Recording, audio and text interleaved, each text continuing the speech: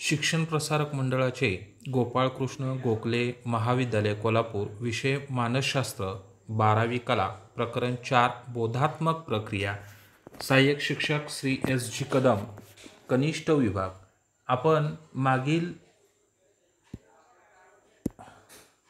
आपण मागील काही व्हिडिओमध्ये बोधात्मक प्रक्रिया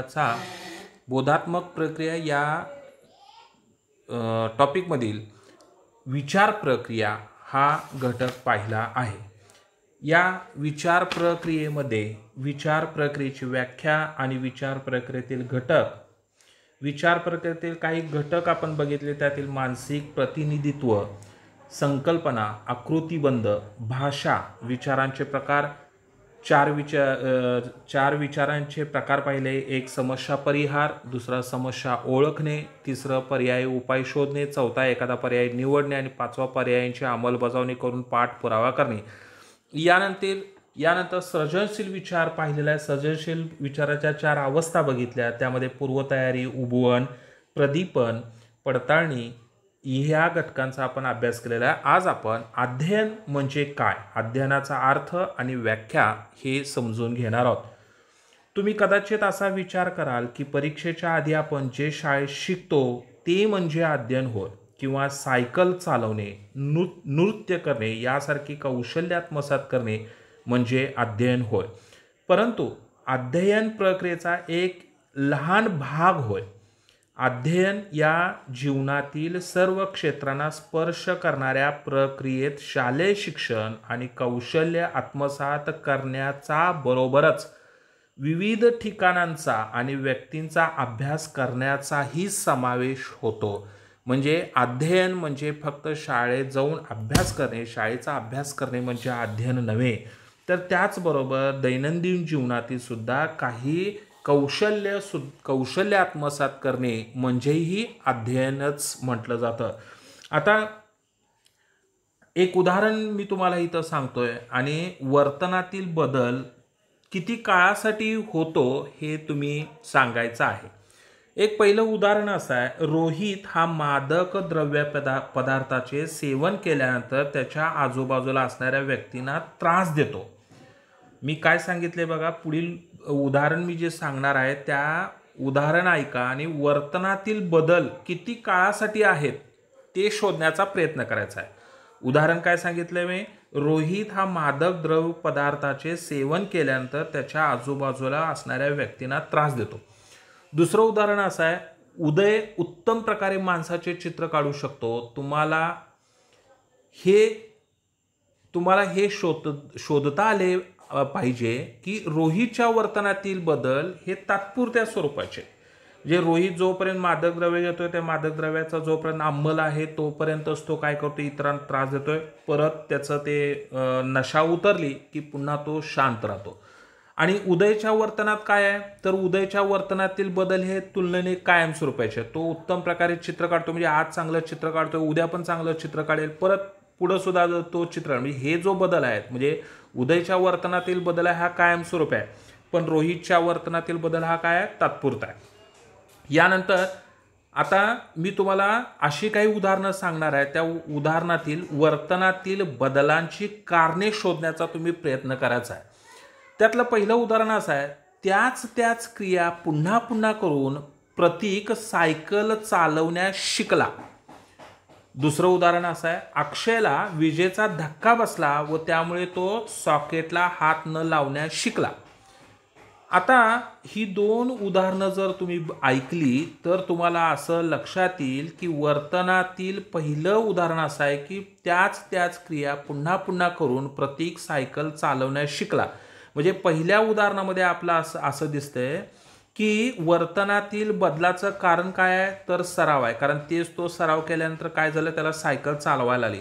आणि अक्षयच्या वर्तनातील बदलाचं कारण काय आहे, तर सराव नसून त्याला जो आलेला अनुभव आहे, म्हणजे सॉकेटला हात लावला, विजेचा धक्का बसला आणि त्यामुळं त्या सॉकेटला पुन्हा हात लावायचा नाही, हा त्याचा अनुभव आहे। आणि अनुभवाच्या द्वारे सुद्धा उघड्या सॉकेटला हात लावायचं नाही हे तो शिकला। म्हणजे इथं तो अनुभवाने शिकला आणि पहिल्या उदाहरणामध्ये काय झालं, तर तो सरावाने शिकला। मग आपण अध्ययनाची व्याख्या काय आहे ती बघूया. अध्ययनाची व्याख्या मग अशी आहे, सराव किंवा अनुभवाद्वारे वर्तनात घडून येणारे सापेक्षता टिकाऊ स्वरूपाचे बदल म्हणजे अध्ययन होय. सापेक्षता म्हणजे कायमस्वरूपी टिकणारे, म्हणजे मरेस तोपर्यंत टिकणारे, एकदा अध्ययन झालं की ते कायमस्वरूपी टिकणारे, याला सापेक्षता असं म्हटलेलं आहे. सापेक्षता टिकाऊ स्वरूपाचे बदल म्हणजे कायमस्वरूपाचे होणारे बदल, त्यालाच अध्ययन असं म्हटलेलं आहे. आता ह्या व्याख्येवरून आपल्याला असं लक्षात येईल की वर्तनातील कोणत्याही तात्पुरत्या बदलांचा अध्ययनात समावेश होत नाही. म्हणजे तात्पुरता बदल झाला म्हणजे ते अध्ययन झालं असं नाही, ते चुकून झालेलं अध्ययन असतं. तो बदल कसा व्हायला पाहिजे, कायमस्वरूपी आणि टिकाऊ स्वरूपाचा असायला पाहिजे. दुसरं काय सांगितलंय तर वर्तनातील तुलनेने कायमस्वरूपी बदलांचा अध्ययनात समावेश होतो. म्हणजे वर्तनातील तुलनेने कायमस्वरूपी बदल कसा व्हायला पाहिजे तर तो कायमस्वरूपाचा व्हायला पाहिजे. तिसरं काय सांगितलंय, सरावामुळे अध्ययन घडून येते. जितकं तुम्ही सराव कराल तितकं अध्ययन चांगलं घडून येतो. आणि अनुभवाद्वारेही अध्ययन घडतो. म्हणजे तुम्हाला अनुभव कसा येतो त्या अनुभवातून सुद्धा अध्ययन घडत असते. आणि म्हणूनच आपण अध्ययनाची व्याख्या बघितलेली आहे, सराव किंवा अनुभवाद्वारे वर्तनात घडून येणारे सापेक्षता टिकाऊ स्वरूपाचे बदल म्हणजे अध्ययन होय. यानंतर आपण अध्ययनाच्या प्रक्रिया कशा आहेत त्या आपण समजावून घेऊ. अध्ययन ही एक जटिल प्रक्रिया आहे. जटिल म्हणजे काय, गुंतागुंतीची क्लिष्ट अशी ही प्रक्रिया आहे. अध्ययनाच्या अनेक पद्धती आहेत, त्यातल्या काही पद्धतींचा आपण अभ्यास करणार आहोत. त्यातली पहिली पद्धत आहे ती म्हणजे अभिजात अभिसंधान पद्धत. ही अभिजात अभिसंधान पद्धत काय आहे ते आपण समजावून घेऊया. रशियन मानसशास्त्रज्ञ इवान पॅवलॉव यांनी 1928 मध्ये कुत्र्यावर प्रयोग करून अध्ययनाची अभिजात अभिसंधान पद्धत शोधून काढली. त्यासाठी त्यांनी कुत्र्यावर प्रयोग केला. इवान पॅवलॉव यांनी काय केलं तर एका कुत्र्याच्या गालावर शस्त्रक्रिया करून त्याच्या तोंडात अन्न दिल्यानंतर कशा प्रकारे किती लाळ निर्माण होते ह्या लाळेचं प्रमाण मोजता येईल अशी शस्त्रक्रिया करून त्याला गालाला शस्त्रक्रिया करून तिथे एक नळी बसवली. ती लाळ निर्माण झाल्यानंतर ती नळी मोजमापाला जोडली गेली. त्यानंतर त्यांनी अनेक वेळा त्या कुत्र्याला लाळ निर्माण करण्यासाठी बेलचा आवाज दिला आणि बेलच्या आवाजामागोमाग कुत्र्याला अन्न देऊन त्याने निर्माण केलेल्या लाळेचे मापन केले. म्हणजे बेल वाजवली, त्यानंतर कुत्र्याला अन्न दिलं, त्यावेळेला त्याच्या तोंडामध्ये लाळ किती निर्माण झाली हे त्या मोजमापमध्ये ती जी लाळाची नळी बसवली होती त्याच्यावर त्याचं मोजमाप केलं. प्रयोगात असे दिसून आले की काही वेळानंतर अन्न न देताही कुत्रा बेलच्या आवाजालाच लाळ ही प्रतिक्रिया देऊ लागला. कुत्र्याच्या या अध्ययनाला त्याने अभिजात अभिसंधानाद्वारे अध्ययन असे नाव दिले. आपल्या दैनंदिन जीवनात आपण अनेक गोष्टी अभिजात अभिसंधानातून शिकतो. उदाहरणार्थ लहान मुलाला डॉक्टर ज्यावेळेला इंजेक्शन देतात त्यावेळेला तो रडतो. लहान मुलाला हळूहळू समजते की जेव्हा ते डॉक्टरकडे जातात म्हणजे तो कसा बघतो की डॉक्टरच्या गळ्यात स्टेथोस्कोप असतो, त्यानंतर अंगात पांढरा ॲप्रिन असतं आणि अशा लोकांच्या जवळ तो गेल्या लगेच काय करायला लागतो, तो रडायला लागतो. का रडायला लागतो तर पहिल्यांदा डॉक्टरनं इंजेक्शन दिलेलं असते आणि म्हणून त्या अशा कपडे घातलेल्या लोकांना तो बघितला की तो काय करतो, लगेचच रडायला लागतो. का रडायला लागतो की अशी लोक इंजेक्शन देतात, टोचतात, त्या वेदना होतात हे त्याला कळतं आणि म्हणून तो काय करतो, ताबडतोब अशा माणसांना बघितलं की मग ती डॉक्टर असू दे किंवा पांढरे शर्ट घातलेला माणूस असू दे त्याला बघून तो काय करतो, रडायला लागतो. त्यालाच अभिजात अभिसंधान असं म्हणतं. म्हणजे डॉक्टरनं टोचलं म्हणून वेदना आल्या म्हणून रडला, पण नंतर डॉक्टर नसलेला माणूस सुद्धा अप्रिल घालून किंवा पांढरा शर्ट घालून त्याच्या समोर आला की का रडतोय तर त्याला डॉक्टर समजतोय आणि मग डॉक्टर आहे म्हणून तो काय करतो, रडायला लागतो. तर अशा पद्धतीनं हे दैनंदिन जीवनामध्ये सुद्धा आपण जर एखादा लहान मुलगा जर समजा एखाद्या अल्सेशियन कुत्र्याला बघून जर घाबरला असेल आणि आपण समजा तर त्याच्यासमोर टेडी बेअर जरी नेला तरी तो मुलगा काय करतो, रडायला लागतो. कारण त्याला अल्सेशियन कुत्रा अंगावर आलेला असतो हे अनुभव असतो आणि त्या अनुभवाच्या आधारे तो जो टेडी बेअर आहे, टेडी बेअर जरी पांढरा टेडी बेअर जरी बघितला तरी सुद्धा त्याला बघून काय करायला लागतात, ही मुलं, लहान मुलं रडायला लागतात. यालाच अभिजात अभिसंधान पद्धत असं म्हटलेलं आहे. यानंतर दुसरी जी पद्धत आहे ती म्हणजे साधक अभिसंधानाद्वारे अध्ययन. हे साधक अभिसंधान BF स्किनर या मानसशास्त्रज्ञाने अध्ययनाची साधक अभिसंधान पद्धत शोधून काढलेली आहे. त्यासाठी त्यांनी उंदरावर प्रयोग केले. प्रयोगातील उंदराला खटका असलेल्या पेटीत ठेवण्यात आले. उंदराने पेटीतील खटका दाबला असता त्याला अन्नपदार्थ देण्यात आला. कालांतराने प्रयोगातील उंदीर पेटीतील खटका दाबून अन्नपदार्थ मिळवण्यास शिकला. प्रयोगातील उंदीर खटका दाबणे आणि अन्नपदार्थ मिळवणे यात संबंध असल्याचं तो शिकला. स्किनर यानं असं सिद्ध केलं की वर्तनाचे पश्चात परिणाम सकारात्मक असतील तर त्या वर्तनाचे भविष्यात पुनरावृत्ती होते आणि वर्तनाचे पश्चात परिणाम नकारात्मक असतील तर ते वर्तन काय केले जातात, तर भविष्यात टाळले जातात. म्हणजे जर समजा त्या उंदराला ते खटका दाबल्यानंतर त्याला अन्नाची गोळी दिल्यानंतर ती क्रिया तो पुन्हा पुन्हा करायला लागतो आणि मग नंतर जर समजा त्याला खटका दाबून सुद्धा अन्न दिलं नाही, त्याच्याऐवजी तुम्ही शॉक दिला तर तो काय करायला लागतो, पहिला शॉक दिल्यानंतर काही वेळ असं गप्प बसतो आणि मग त्यानंतर दुसऱ्यांदा आणि परत तो खटका दाबून बघतो, पुन्हा शॉक आला, अनुभव आला, पुन्हा तो खटका दाबायलाच जात नाही. म्हणजे इथं स्किनर यांनी सांगितले की तुम्हाला अनुभव म्हणजे परिणाम कसा दिसतोय, नकारात्मक जर आला तर वर्तनात बदल होतोय आणि जर सकारात्मक आला, खटका दाबल्यानंतर अन्नाची गोळी मिळाली तर ते काम पुन्हा पुन्हा केलं जातं. इथं आपण दैनंदिन जीवनामध्ये BF स्किनरनी यांनी हेच सांगितलेलं आहे की आपण जर चांगलं काम केलं तर चांगल्या कामाला जर बक्षीस मिळालं तर आपलं काय होतं, ते आपण पुन्हा तीच कामं करायला लागतो. बक्षीस मिळते म्हटलं की मुलं काय करतात, ते काम पुन्हा करायला बघतात. म्हणून तर शाळेमध्ये लहान मुलांना शाबाश केली जाते. शाबाश म्हटलं असे मोटिवेशनल शब्द वापरले जातात, ते त्यांच्यासाठी बक्षीस असतं. जर समजा आपण चांगलं काम केल्यानंतर थोबाडीत मारलं तर तो चांगलं काम करणार नाही. म्हणून जर शिक्षा दिली तरी सुद्धा त्याच्या वर्तनामध्ये बदल होतात.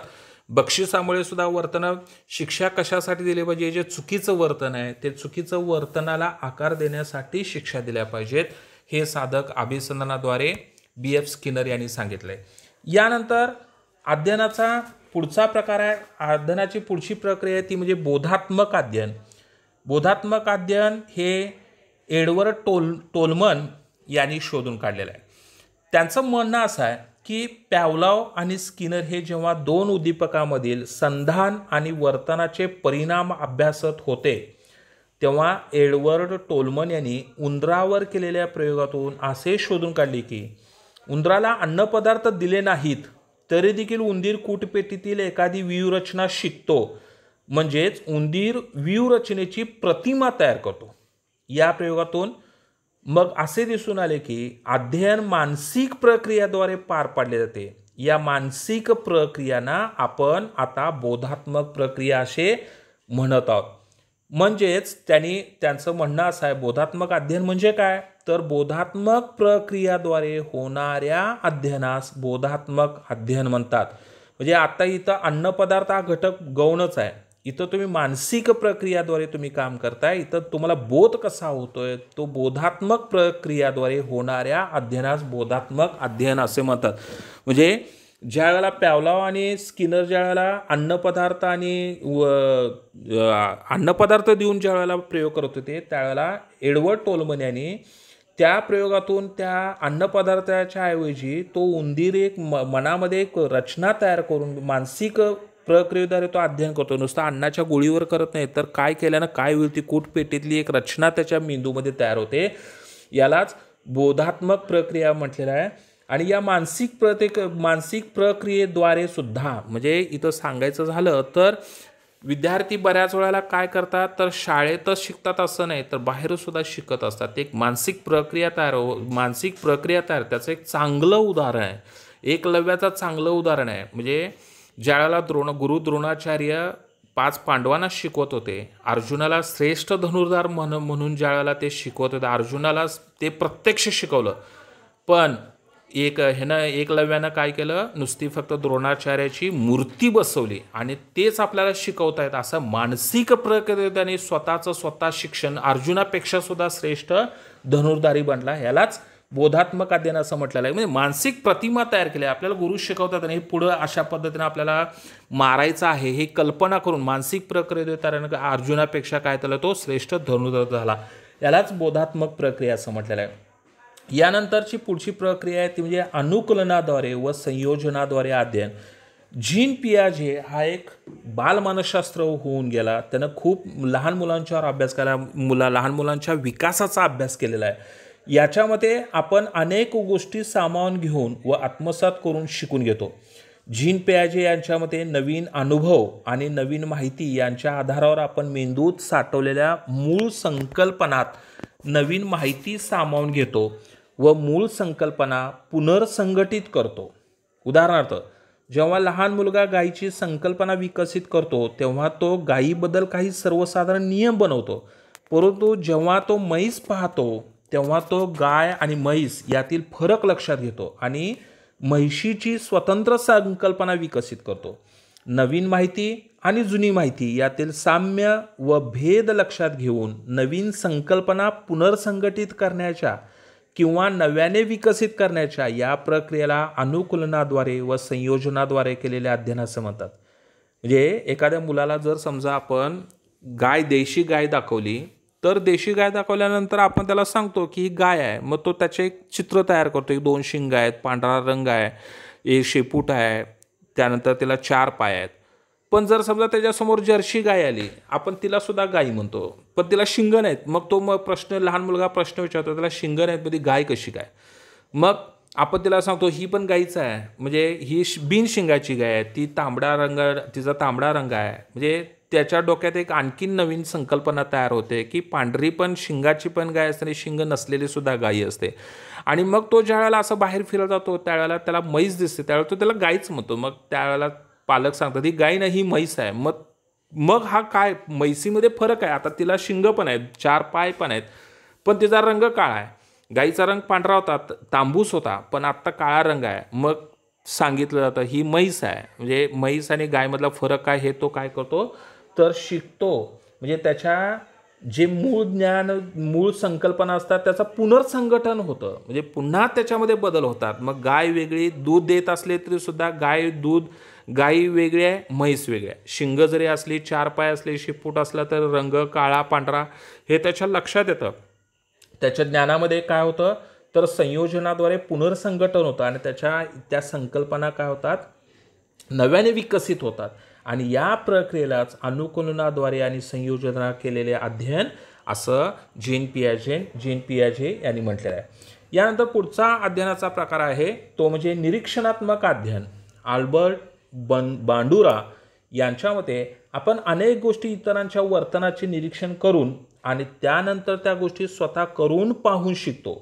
आपण खाणे, चालणे, लिहिणे यासारखे अनेक कौशल्ये इतरांचे निरीक्षण करून शिकतो. आपण इतरांच्या केवळ शारीरिक हालचालींचेच अनुकरण करत नाही, तर इतर व्यक्ती कशा प्रकारे विचार करतात, कशा प्रकारे मूल्यमापन करतात, कशा प्रकारे निर्णय घेतात इत्यादी बाबींचे अनुकरण करतो. इथं अल्बर्ट बांडुरा यांनी खूप चांगल्या पद्धतीनं त्यांच्या थेअरीमध्ये सांगितलेलं आहे की त्यांच्या थेअरीमध्ये असं सांगतात की आपल्या दैनंदिन जीवनामध्ये किशोरावस्थेमध्ये तुम्ही जर पाहिलं तर किशोरावस्थेमध्ये हिरोईनचा खूप मोठा पगडा मुलांच्यावर, किशोरवयीन मुलांच्यावर असतो. हिरोईन कशा पद्धतीनं वागतात, बोलतात, कपडे परिधान करतात तशाच पद्धतीनं त्यांचं अनुकरण करण्याचा प्रयत्न करत असतात. ते जसे वागतात, तसे बोलतात, तशा पद्धतीनं ते कपडे परिधान करतात, तशा पद्धतीची हेअरस्टाईल या सगळ्यांचा परिणाम कुमारावस्थेतल्या मुलांच्यावर होत असतो. ही मुलं तशा पद्धतीनं अनुकरण करण्याचा प्रयत्न करत असतात. बऱ्याच वेळेला तुम्ही जर बघितलं असेल ते काही फुटबॉल प्रेमी मुलं त्या जसे रोनाल्डो वगैरे त्यांची हेअरस्टाईल आहे, स्पा लावून केस उभी करण्याची जी पद्धत त्यांनी आणली तशाच पद्धतीनं काही ह्या फुटबॉल प्लेयरनी फुटबॉल प्लेयरने जसे स्पा लावून जशी केस उभी करायची पद्धत आणली तशी काही तरुण मुलंसुद्धा किशोरावस्थेमध्ये तरुण मुलंसुद्धा त्यांचंच अनुकरण करायला लागली. त्यांनी जाहिराती केल्या त्यांच्या पद्धतीनं काही आत्ता किशोरावस्थेत मुलं अमिताभ बच्चनसारखी बोलायचा आवाज बोलण्याची नक्कल करतात किंवा शाहरुख खानसारखी बोलण्याची नक्कल करतात, तसे केसाची स्टाईल करतात, चालण्याची स्टाईल करतात. म्हणजे लहान मुलं किंवा किशोरावस्थेतील मुलं ही त्यांच्यासमोर जे आदर्श आहेत त्या आदर्शांचं काय करत असतात, अनुकरण करण्याचा प्रयत्न करत असतात. आणि त्या आदर्शाच्या विचारांच्या बरीच मुलं ही आपल्यासमोरच्या आदर्श कशा असतात, त्यांचे विचार कसे आहेत, त्या विचारांचा सुद्धा त्यांच्यावर पगडा पडलेला असतो. जसं मुलांच्यावर हिरोईनच्यावर पगडा पडतो तशाच पद्धतीने काही हुशार मुलं आपले आदर्श आपल्या नजरेसमोर असतात. काही संत असतात, त्यानंतर काही मुलांच्या समोर त्यांचे आदर्श विवेकानंद असतात, त्यांच्यासारखं वागण्याचं, त्यांच्यासारखं अभ्यास करण्याचं. काही IAS ऑफिसर त्यांचे आदर्श असतात, तर त्यांच्यासारखं अभ्यास करण्याचं, त्यांचे विचार मांडण्याची पद्धती. एखादा जर समजा त्यानं कथाकथन ऐकलं असेल तर त्याच्यावर पगडा पडतो, तो वक्तृत्व स्पर्धेमध्ये तशा पद्धतीने बोलण्याचा प्रयत्न करत असतो. म्हणजे प्रत्येकाचे जसे आदर्श असतात तशा पद्धतीनं काय करत असतात, त्यांच्या वर्तनाचं निरीक्षण करून, म्हणजे त्यांच्या आदर्शाच्या वर्तनाचं निरीक्षण करून ते त्यांच्या आदर्शाप्रमाणे वागण्याचा, आपल्यामध्ये बदल घडवून आणण्याचा काय करत असतात, प्रयत्न करत असतात. आणि यालाच निरीक्षणात्मक अध्ययन असं म्हटलेलं आहे. आत्तापर्यंत आपण या 4थ्या बोधात्मक प्रक्रिया टॉपिकमध्ये अवधान, संवेदन, अध्ययन, स्मृती, भाषा, विचार, समस्या, परिहार इत्यादी सर्व मानसिक प्रक्रियांचा बोधात्मक प्रक्रियेत समावेश होतो हे पाहिलेलं आहे. यानंतर अवधानात असंख्य उद्दीपकातून काही उद्दीपकांची निवड केली जाते आणि त्यांना जाणीवेच्या केंद्रस्थानी आणले जाते. अवधानाचे अवधान कक्षा, अवधान विकर्षण, अवधान विभाजन, अवधान आंदोलन हे पैलू आपण पाहिलेले आहेत. बाह्य वातावरणातून आलेल्या माहितीला अर्थ देण्याचे काम संवेदन प्रक्रियेमार्फत केले जाते.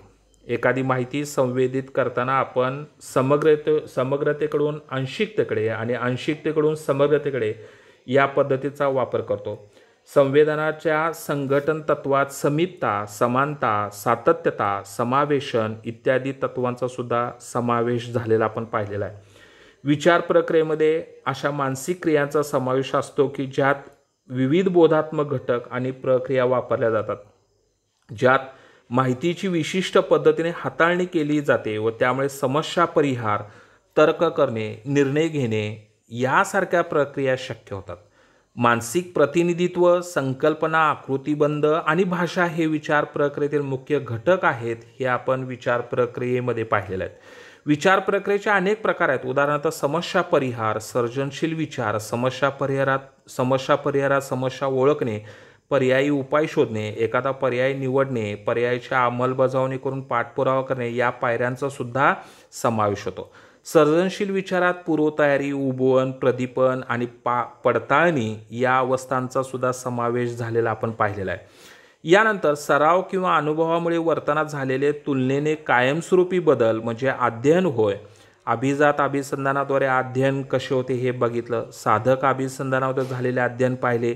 बोधात्मक अध्ययन म्हणजे काय, अनुकूलनाद्वारे व संयोजनाद्वारे अध्ययन आणि सामाजिक अध्ययन या अध्ययनाच्या विविध पद्धतीसुद्धा, निरीक्षणात्मक अध्ययन यासारख्या आपण अध्ययनाच्या विविध पद्धतींचा अभ्यास केलेला आहे.